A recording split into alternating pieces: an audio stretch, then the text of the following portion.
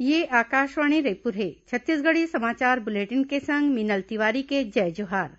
अब सुनो आज के प्रमुख समाचार। प्रदेश में अवैया 1 दिसंबर ले समर्थन कीमत में शुरू होवैया धान खरीदी बर किसान मन ला 27 नवंबर ले टोकन बांटे जाही। राज्य सरकार कोती ले आम लोगन ला ऑनलाइन ठगी ले बचाए खातिर साइबर संगवारी सेवा शुरू करे गे हे और देव उठनी एकादशी के पर्व आज राजधानी रायपुर समेत प्रदेश भर में उत्साह के संग मनाए जाते। सुनो एक जरूरी संदेश। कोविड महामारी के खिलाफ देश एकजुट होकर लड़त है। आपो मन हमर संग सुरक्षा और बचाव के 3 सरल जरूरी उपाय के संकल्प लेवो। पहली उपाय, जब भी घर ले बाहर निकलो मास्क जरूर लगावो। दूसरा उपाय, लोगन ले 2 गज के सुरक्षित दूरी रखना ही जरूरी। तीसरा उपाय, अपन हाथ घेरी बेरी साबुन और पानी ले बने असन धोवो। ये 3 आसान उपाय अपना के आप मन कोरोना ला हरा सकत हो। अब समाचार विस्तार ले। प्रदेश में अवैया 1 दिसंबर ले समर्थन कीमत में शुरू होवैया धान खरीदी पर किसान मन ला 27 नवंबर ले टोकन बांटे जाही। चालू विपणन बछर में करीबन 2.5 लाख नवा किसान मन अपन पंजीयन कराए हैं। कुल मिलाके 21,48,000 किसान मन के पंजीयन करे गे हे। मुख्यमंत्री भूपेश बघेल ह विभागीय अधिकारी मन ला धान बिसाए बर जम्मो तैयारी जल्दी पूरा करे के निर्देश दीन। अधिकारी मन बताइन कि धान खरीदी बर सॉफ्टवेयर में उपार्जन केंद्र के मैपिंग के काम चलत है। यही बीच खाद्य सचिव डॉक्टर कमलप्रीत सिंह ह धान बिसाए के तैयारी ला देखे बर महासमुंद जिला के आने आने धान उपार्जन केंद्र के निरीक्षण करीन। उमन अधिकारी मन ला जम्मो तैयारी 30 नवंबर तक पूरा करे बर कहीन। ओती बलरामपुर के जिला कलेक्टर श्याम धावड़े ह घलो जिला में धान खरीदी के तैयारी के समीक्षा करीन। उमन जम्मो ग्राम पंचायत के नोडल अधिकारी मन ला उपार्जन केंद्र के निरीक्षण करे बर कहीन है। राज्य सरकार कोती ले आम लोगन ला ऑनलाइन ठगी ले बचाए खातिर साइबर संगवारी सेवा शुरू करे के हे। मुख्यमंत्री भूपेश बघेल ह काली ये अभियान बर साइबर संगवारी गाड़ी ला राजधानी रायपुर ले हरियर झंडी दिखा के रवाना करीन। कार्यक्रम में गृह मंत्री ताम्रध्वज साहू मौजूद रहीन। पुलिस विभाग कोती ले शुरू करे गए ये अभियान गांव गवई में सरपंच, पंच, शिक्षाकर्मी, आंगनबाड़ी कार्यकर्ता, मितानिन, सहायिका और बीट आरक्षक के मदद ले गांव के लोगन ला जागरूक करे जाही। मुख्यमंत्री भूपेश बघेल ह नागरिक मन के सुविधा में बढ़वार बर रायपुर शहर में नवा बने 6 ठिन विकास काम के लोकार्पण करीन। एमा स्मार्ट रोड, सिटी कोतवाली, देवेंद्र नगर सौंदर्यीकरण, जवाहर बाजार, बूढ़ा तालाब में म्यूजिकल फाउंटेन और कलेक्ट्रेट उद्यान के विकास काम शामिल है। ये जम्मो काम ला रायपुर स्मार्ट सिटी लिमिटेड कोती ले पूरा करे के है। ये मौका में मुख्यमंत्री ह जन सुविधा और सेवा के बढ़वार बर करे के विकास काम के उपलब्धि बताई। प्रधानमंत्री नरेंद्र मोदी इतवार के आकाशवाणी ले मन की बात कार्यक्रम में अपन विचार साझा करही।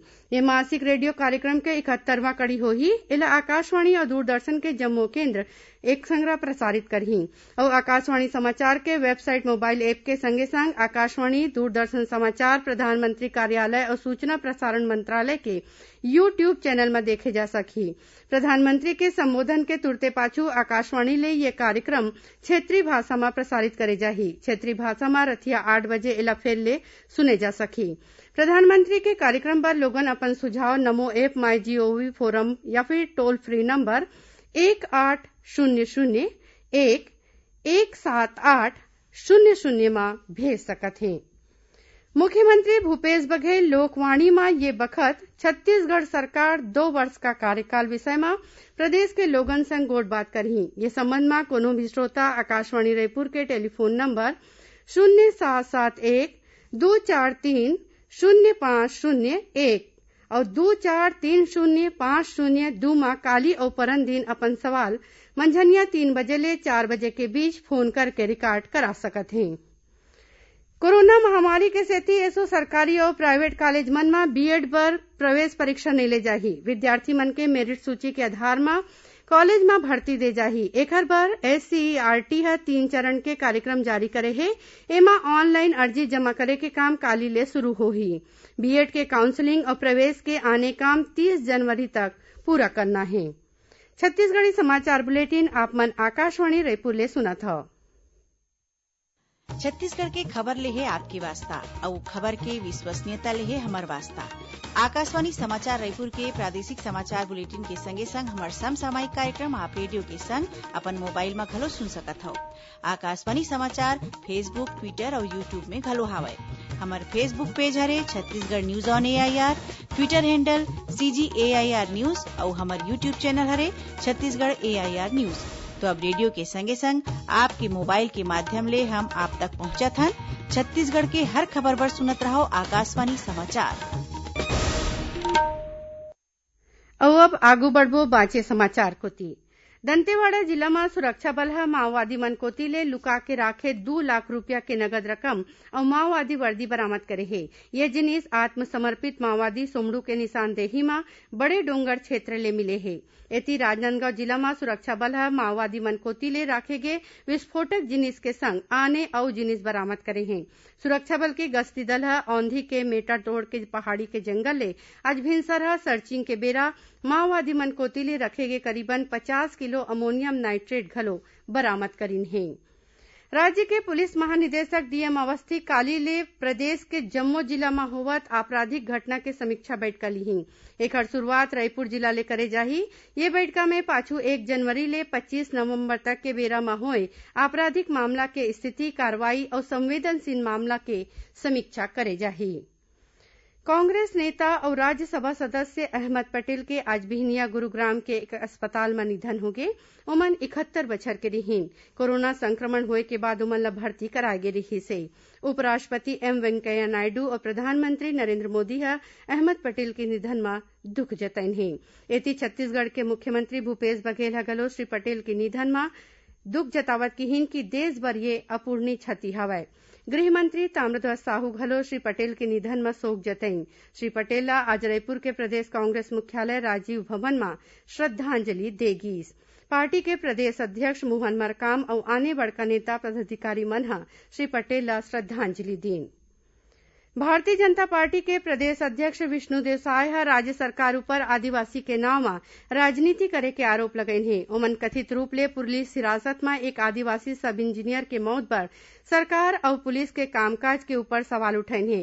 प्रदेश अध्यक्ष ये मामला के न्यायिक जांच करा के दोषी मन के खिलाफ कड़ा कार्रवाई करे बर कहिन। श्री साय विशेषज्ञ चिकित्सक मन के निगरानी और परिवार वाले मन के मौजूदगी में मृतक के पोस्टमार्टम के मांग करीन है। संगे संग पीड़ित परिवार ला मुआवजा, सरकारी नौकरी और न्याय दे के मांग करीन। काली 26 नवंबर के अमृतसर ले छुटैया पूजा स्पेशल ट्रेन किसान आंदोलन के सेती अंबाला और अमृतसर के बीच रद्द रही। उन्हें आज दुर्ग ले चलैया जमुतवी पूजा स्पेशल ट्रेन परिवर्तित मार्ग लुधियाना जलंधर के पठानकोट होके चलही।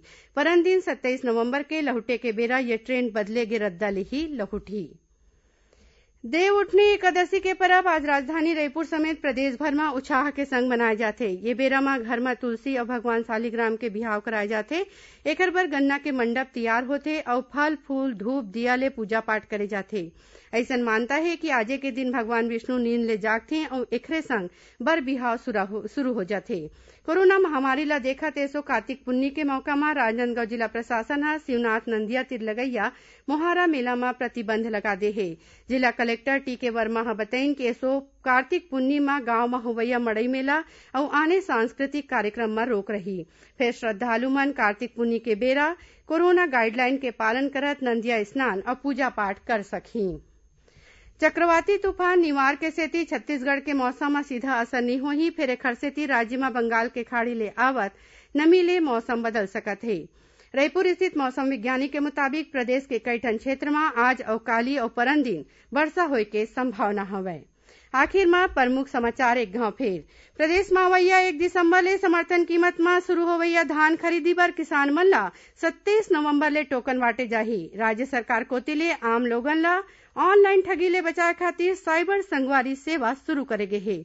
और देव उठनी एकादशी के परब आज राजधानी रायपुर समेत प्रदेश भर में उत्साह के संग मनाए जाथे। एक संग छत्तीसगढ़ी समाचार बुलेटिन यही सिरावत है। जय जोहार।